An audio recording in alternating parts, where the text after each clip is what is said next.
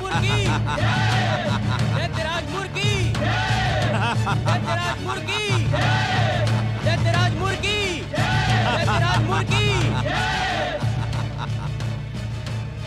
देख रहा हूं कि चींटी के भी पर निकल आए हैं। भूमि का तिनका मस्तक का तिलक बनने का दुस्साहस दिखा रहा है। कायर देवताओं, मैंने तुम्हारा वध करने का विचार त्याग दिया था, परंतु अब जब तुमने मुझे ललकारा है तो मैं तुम्हें जीवित नहीं छोड़ूंगा। अपने जीवन की चिंता कर दुष्ट मूर्ख। दुर्भाग्य तेरे सर पर मृत्यु बन के मंडरा रहा है। यदि तू जीवित रहना चाहता है तो हमसे क्षमा याचना करके पाताल लौट जा, अन्यथा श्री हरि विष्णु। श्री हरि विष्णु को छोड़ भीरू कायर इंद्र, तीनों के तीनों त्रिदेव और तीनों की तीनों त्रिदेवियां भी मिलकर दैत्यराज मूर्ख का बाल भी बांका नहीं कर सकती।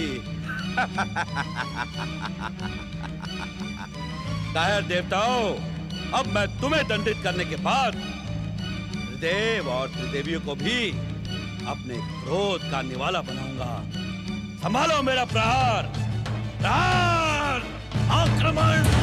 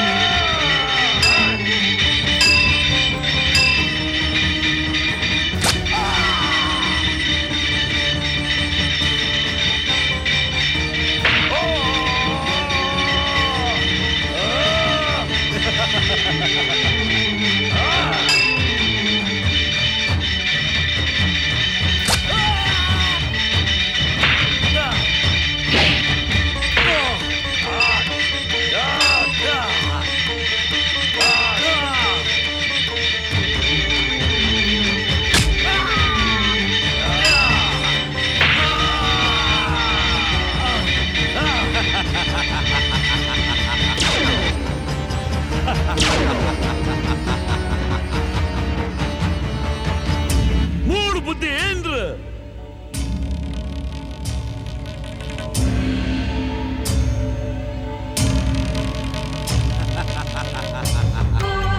जप तप व्रत।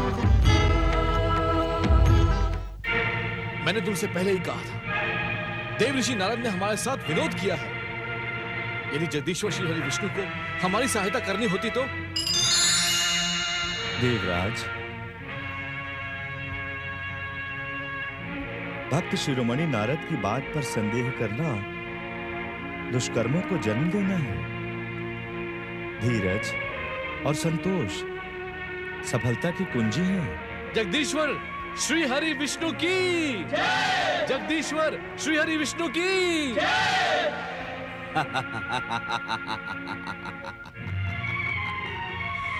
आज हमारे पराक्रम को अवश्य ही संतोष मिलेगा। मैंने सुना है विष्णु कि तुम एक महान योद्धा हो। आओ हमारे साथ युद्ध करो। युद्ध तो अवश्य होगा, परंतु एक बात का विशेष ध्यान रखना दैत्यराज मूर्ख।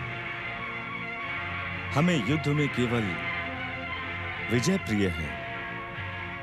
शत्रु का अंत ही युद्ध भूमि में मेरा एकमात्र उद्देश्य है। वैसे तो मुझे युद्ध प्रिय नहीं है, परंतु यदि कोई युद्ध की इच्छा लेकर आए तो हम उसे दंडित करने में कभी विचार नहीं करते। दंडित कौन होगा, इसका निर्णय मैं अभी किए देता हूं। सावधान मूर्ख। हमारे शास्त्रों में नाग पूजन और नाग दलन दोनों के उल्लेख मिलते हैं। मैं तुम्हें अंतिम अवसर देता हूं। स्वर्ग देवराज इंद्र को सौंपकर पाताल लौट जाओ और हमारी कृपा के पात्र बनो। हाँ, मैं तो तुम्हें पाताल में रहने की भी आज्ञा नहीं दूंगा विष्णु। यमराज का यमलोक ही तुम्हारा अंतिम आश्रय होगा। हाँ, अंतिम आश्रय। तुम्हें मेरी शक्ति का अनुमान नहीं है। आज मैं तुम्हारी कीर्ति को कलंकित कर डालूंगा। हाँ।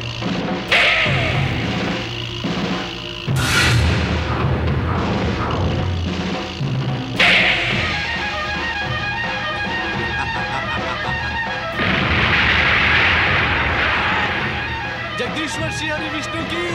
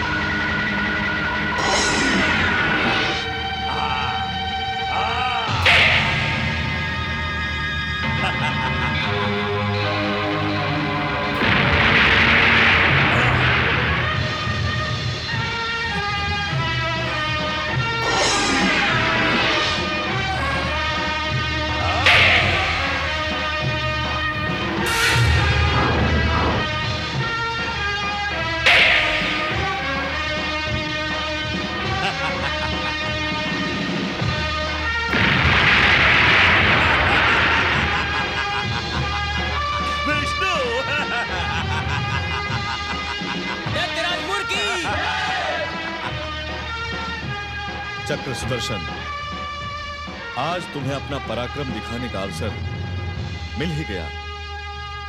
जाओ, अपना योग्य कार्य करो।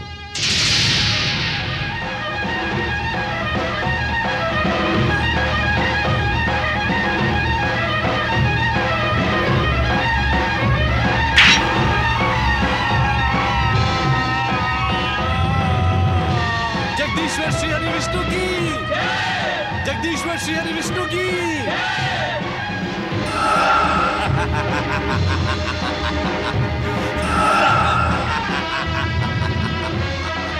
दैत्यराज मूर्ति। दैत्यराज मूर्ति। आज तुम्हारी कीर्ति कलंकित हो गई विष्णु, कलंकित हो गई। तुम्हारा चक्र सुदर्शन मेरी दैत्य शक्ति के सामने असफल हुआ। मेरी आसुरी और दैत्य शक्ति तुम्हारी दिव्य शक्ति से कई गुना अधिक है, कई गुना अधिक। अब मैं तुम सबको दंडित करूंगा, दंडित।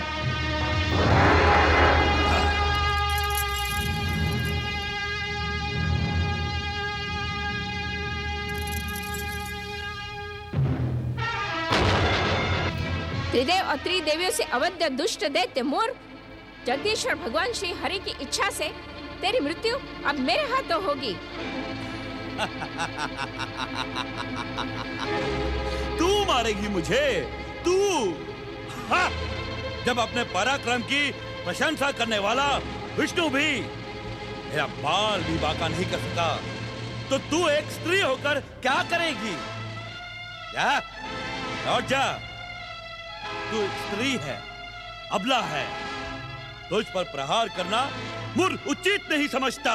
या अथवा युद्ध से भयभीत होकर भाग जाना चाहता है मूर्ख?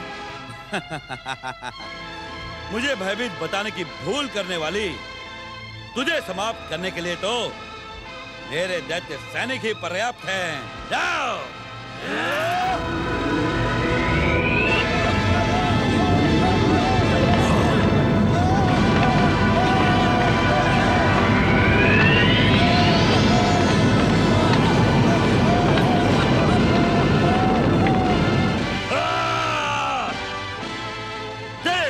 के कारण मैं तुझ पर तरस कर रहा था, परंतु तूने मेरे सैनिकों को मारकर मेरे क्रोध को जगा दिया है।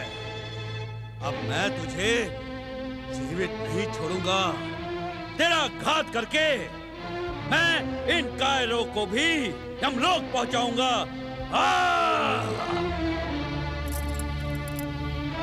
एकादशी के एकादश चक्र प्रकट हो।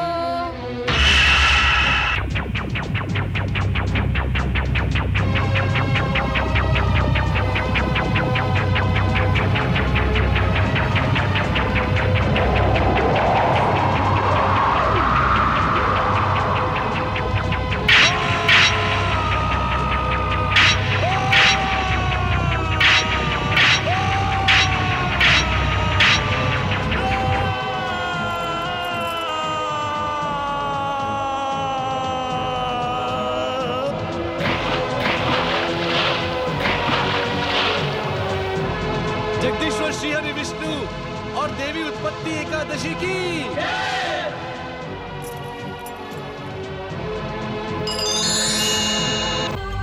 जप तप व्रत, जप तप व्रत।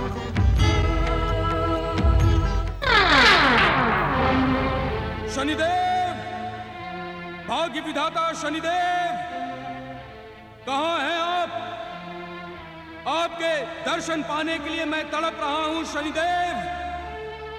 मुझे दर्शन दे शनिदेव, दर्शन दे भाग्य विधाता।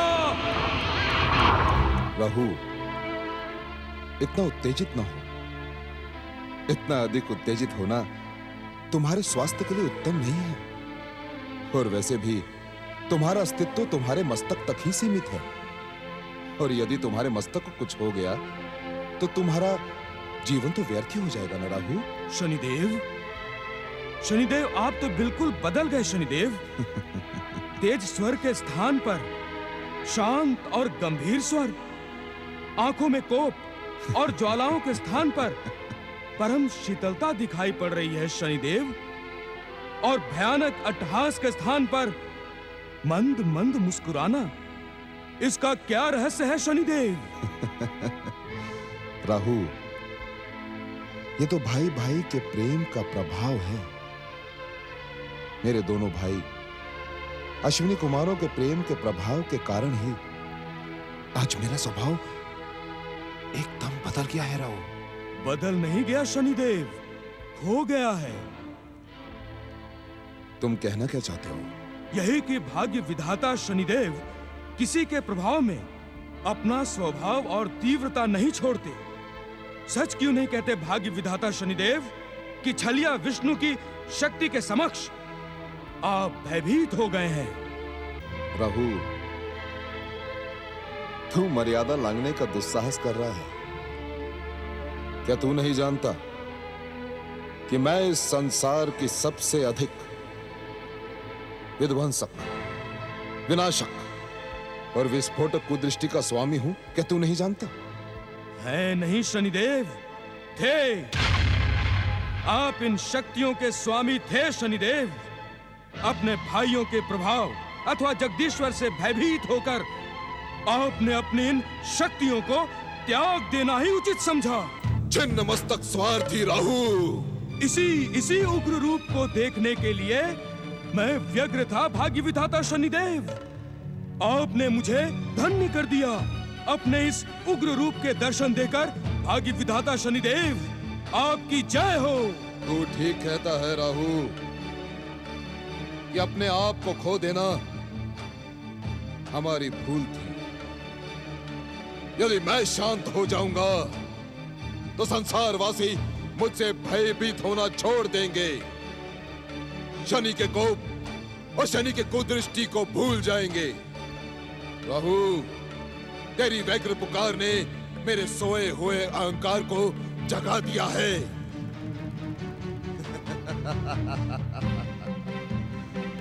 अब बता कि तूने मुझे क्यों पुकारा? बता। आपके उग्र रूप के दर्शन पाने के लिए भाग्य विधाता शनिदेव। नहीं राहु, तेरा स्वार्थ केवल पुकारने के लिए कष्ट नहीं उठाएगा। बता, तूने भाग्य विधाता शनिदेव को क्यों पुकारा? जिस ध्रुव की भक्ति में जीवन में आपने बार बार बाधाएं डाली, वो ध्रुव अब युवा हो गया। ये तो आप जानते ही होंगे भाग्य विधाता शनिदेव। राहु, समय बीतने के साथ आयु बढ़ती है। क्या तू ये सोच रहा है कि मैं अभी भी ध्रुव को बालक समझ रहा हूँ? क्या तू मुझे मूर्ख समझता है राहु? नहीं शनिदेव, नहीं। मैं तो आपका प्रशंसक हूँ शनिदेव। ऐसी भूल तो मैं भूल कर भी नहीं कर सकता भाग्य विधाता शनिदेव। मैं तो ध्रुव, सुनीति, सुरुचि और उत्तम की याद आपको दिला रहा था भाग्य विधाता शनिदेव। मैं ये बता रहा था शनिदेव कि इन दुष्टों ने जो आपका अपमान किया था उसका प्रतिशोध लेने का समय आ गया है भाग्य विधाता। इसका निर्णय अब आप ही लेंगे भाग्य विधाता शनिदेव। उस अपमान का शूल भाग्य विधाता शनिदेव के हृदय में आज भी चुभ रहा है राहु। किंतु तू चिंता न कर, शनिदेव का कोप और कुदृष्टि दुष्ट छलिया देवताओं के प्रभाव से मुक्त होकर इस संसार को अपने चरणों में झुकाने के लिए प्रस्तुत हो चुकी है। अब सुरुचि और उसका पुत्र उत्तम हमारे अभियान के माध्यम बनेंगे।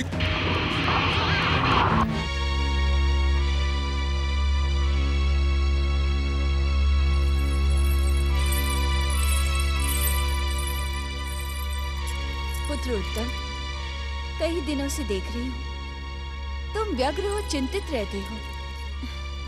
तुम्हारे भैया महाराज ध्रुव तुम्हें कितना चाहते हैं, ये बात किसी से छिपी नहीं है। राजकाज के सहयोग में तुम्हें बार बार बुलाते रहते हैं, परंतु तुम ना जाने कहाँ भटकते रहते हो। तुम ऐसा क्यों करते हो पुत्र? अपने प्रश्न का उत्तर आप भली भांति जानती हैं माताश्री। मेरे मन की कोई भी बात आपसे छुपी हुई नहीं है। आप जानती हैं कि मैं ऐसा व्यवहार क्यों कर रहा हूं। जन्म से लेकर आज तक मेरा दुर्भाग्य मेरा पीछा कर रहा है। मैं उससे मुक्त होना चाहता हूं, परंतु हो नहीं पाता। कैसा दुर्भाग्य पुत्र? जन्म लेते ही तुम युवराज के रूप में सम्मानित हुए। बलदानी ध्रुव ने महाराज बनते ही तुम्हें हर प्रकार का मान सम्मान दिया, समान अधिकार दिए और सदा ही तुम्हें राज सिंहासन पे अपने साथ बिठाया। इससे बड़ा सौभाग्य और क्या हो सकता है पुत्र? किस सौभाग्य की बात कर रही माताश्री? किस सौभाग्य की? इससे बड़ा दुर्भाग्य मेरा और क्या हो सकता है? अपने ही प्रजाजनों और राजपुरुषों के लिए मैं अभी तक अप्रिय हूँ। ये तुम क्या कह रहे हो युवराज? सत्य सुनकर चकित ना हो माताश्री। भैया ध्रुव को बचपन में मिले सारे कष्टों का दोषी प्रजाजन और राजपुरुष आपके साथ साथ मुझे भी समझते हैं। नहीं, ये सच है माते। जब भी हम महाराज ध्रुव के साथ होते हैं, सब उन्हीं की प्रशंसा करते हैं, सब उन्हीं की जय जयकार करते हैं। जब मेरा समय जय जयकार का आता है, सब मौन हो जाते हैं। मैं अपनी ही दृष्टि में पापी और हीन होकर रह जाता हूं माते। तुम ही बताओ माते, इससे बड़ा दुर्भाग्य और क्या हो सकता है? क्या कोई व्यक्ति अपनी ही प्रजा की घृणा का पात्र होकर जीवित रह सकता है? सावधान! परम श्री हरि विष्णु भक्त मनवंशी सम्राट ध्रुव कंपिला की राजमाता सुनीति के साथ पधार रहे हैं। मुझे यहाँ से जाना होगा माताश्री। भैया ध्रुव के यहाँ पहुँचने से पहले ही मुझे यहाँ से जाना होगा। नहीं उत्तम, महाराज ध्रुव तुमसे मिलना चाहते हैं और तुम जाना चाहते हो, ये उचित नहीं है। रुक जाओ पुत्र। जप तप व्रत व्रत।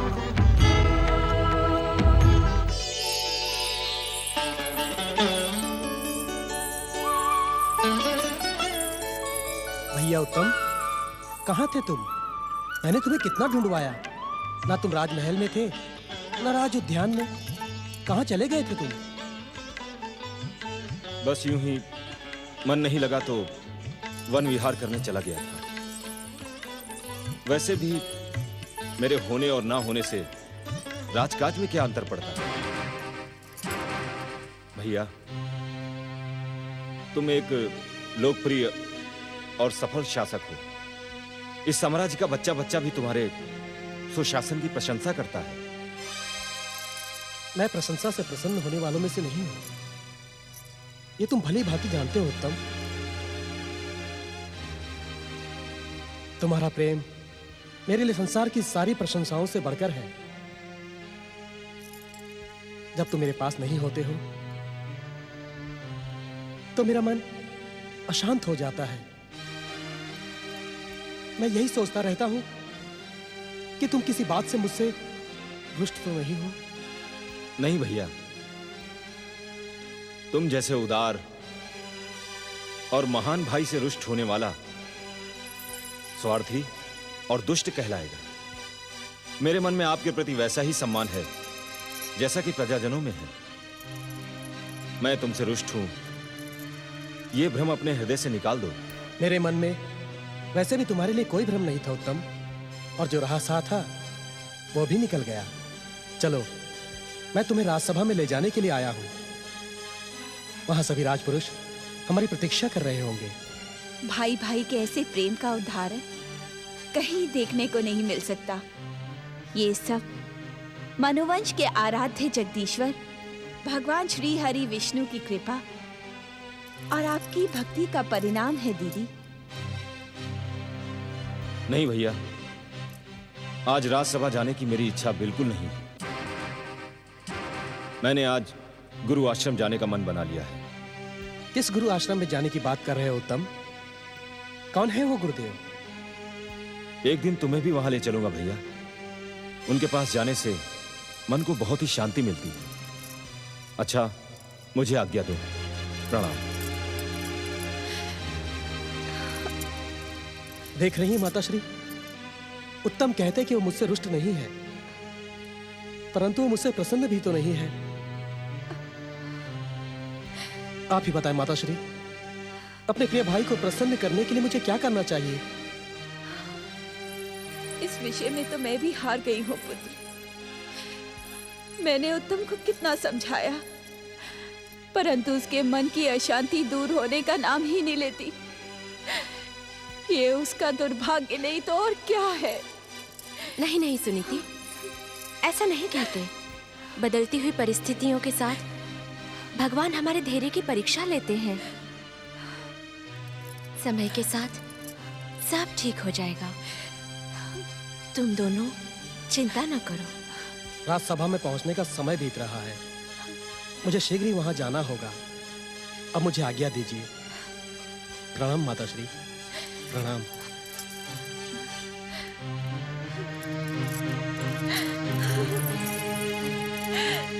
धैर्य रखो सुरुचि, सब ठीक हो जाएगा। दीदी, दीदी,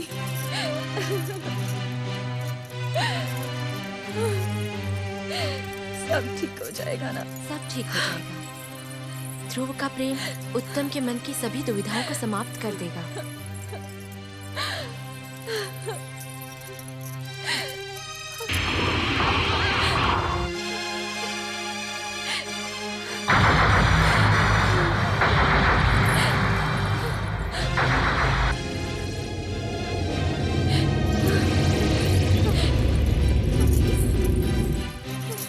दीदी, दीदी, दीदी क्या हुआ?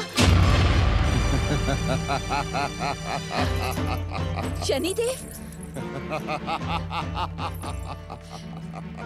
शनिदेव, आप यहाँ किस लिए आए हैं?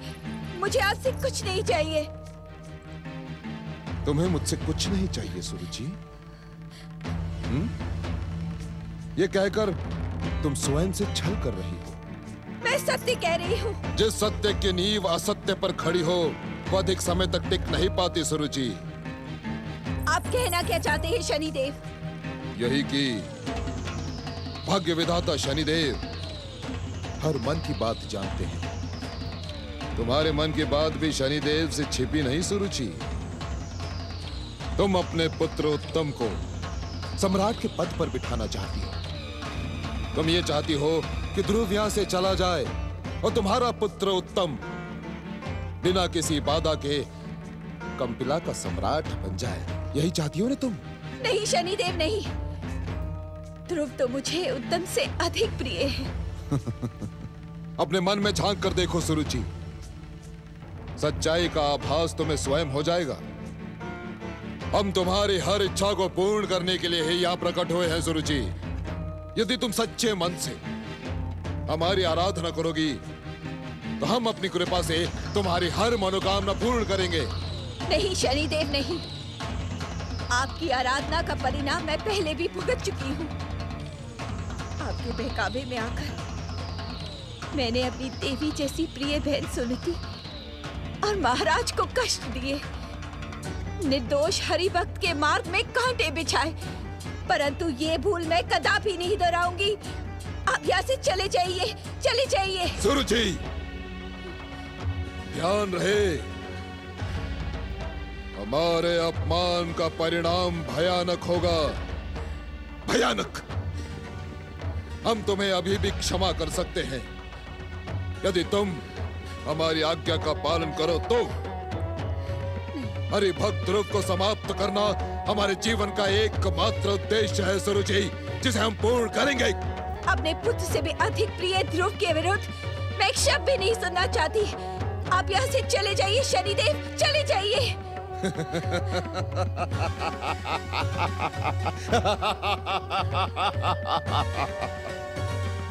हमारे जाने के बाद उत्तम के साथ घटने वाली हर घटना की उत्तरदायी तुम होगी सुरुचि। इसी कारण ध्यान रहे, ध्यान रहे।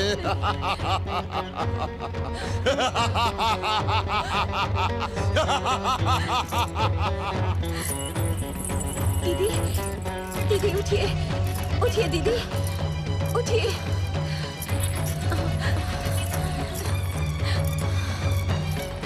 सुरुचि, सुरुचि, शनिदेव, शनिदेव यहाँ किस लिए आए थे?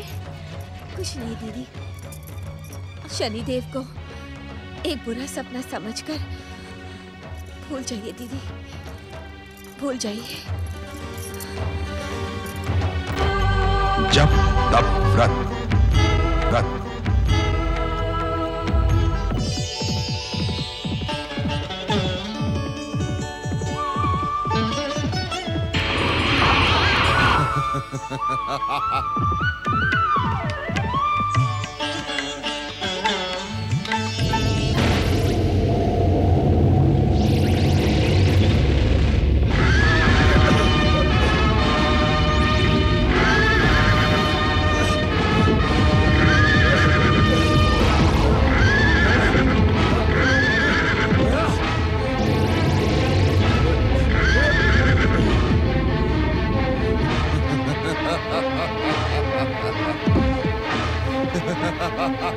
कौन है? मैं पूछता हूँ कौन है जिसने मेरे अश्रु को रोकने की हिम्मत की है? साहस हो तो सामने आओ, सामने आओ।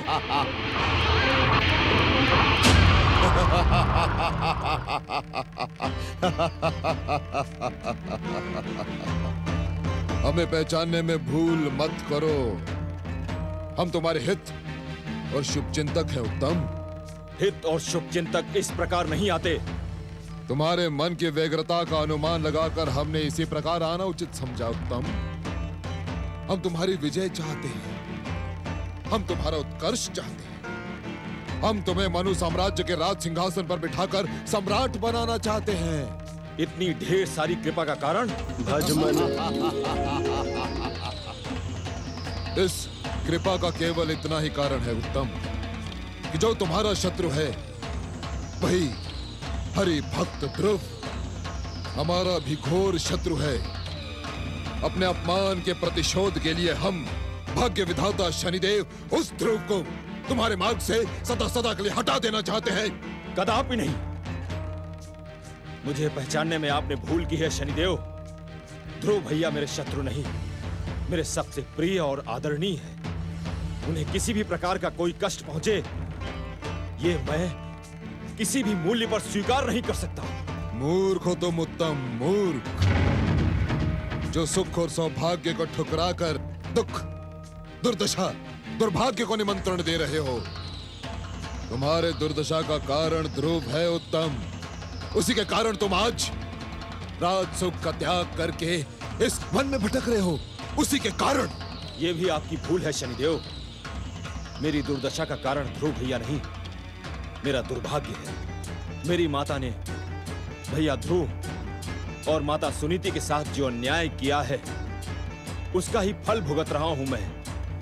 इसमें ध्रुव भैया का कोई दोष नहीं है। सावधान! सावधान! हमने तेरी माता को कितनी बार चेतावनी दी, तुझे कितनी बार सावधान किया। हमारे आदेश को ठुकराने का दंड तुझे अपने प्राण देकर चुकाना होगा उत्तम। अभी भी समय है। ध्रुव के विरुद्ध हमारी बात मानकर हमारी आराधना कर। असंभव, असंभव। मनुवंश में जन्म लेने वाला केवल त्रिलोकीनाथ जगदीश्वर भगवान विष्णु की आराधना करता है। आपको यहां से निराश लौटना पड़ेगा शनिदेव, निराश लौटना पड़ेगा। हमारे लौटने का परिणाम तेरी मृत्यु होगी, तेरी मृत्यु, क्योंकि मैं शनि हूं, शनि।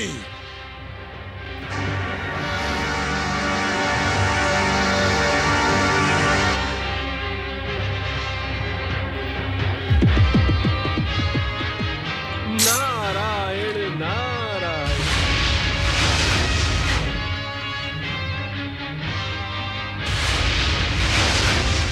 नारायण नारायण। प्रणाम प्रभु। शनिदेव के कोप की चिंता ना करो नारद, वे तो केवल निमित्त मात्र हैं।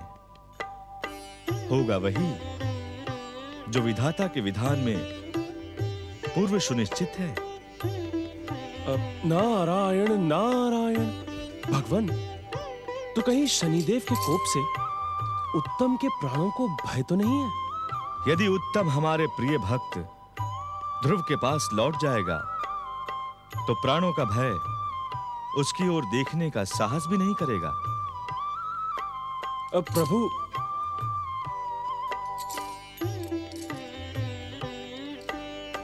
नारायण नारायण नारायण नारायण। जप तप व्रत, जप तप व्रत।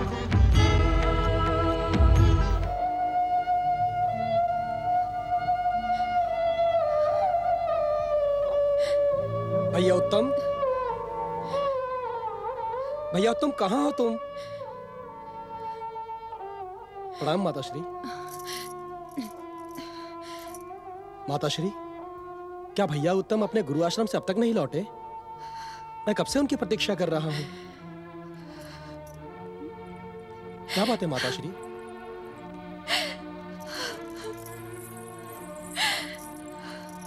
प्रिय ध्रुव, मेरा मन कहता है अब मेरा उत्तम कभी नहीं लौटेगा। वो हमसे कहीं दूर चला गया है। नहीं माताश्री, आप ऐसा क्यों कह रही हैं माताश्री? वो थोड़ी देर में हमारे पास आएगा। मेरा भाई मुझसे अधिक समय तक दूर नहीं रह सकता। वो जानता है हम सब उसकी प्रतीक्षा कर रहे हैं और उसके आए बिना हम भोजन भी नहीं करते। वो अवश्य आएगा माता, शीघ्र लौट कर आएगा। प्रिय ध्रुव, तुम्हारे और तुम्हारी माता के साथ जो मैंने अन्याय किए हैं, तुम माता और पुत्र को जो घोर कष्ट पहुंचाए हैं, उसी पाप का फल मेरा पुत्र उत्तम भुगत रहा है।